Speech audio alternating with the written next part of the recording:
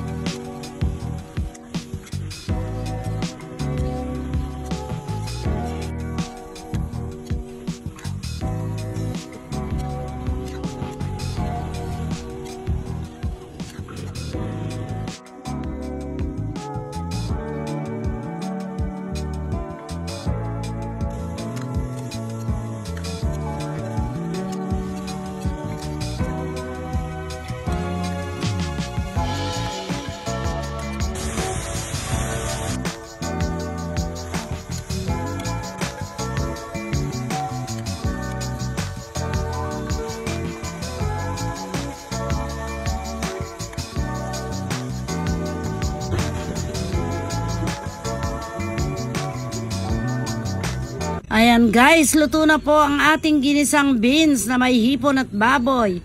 Tara po, sabay-sabay po nating pagsalu-saluhan ang ating masarap na gulay. Thank you po, bye!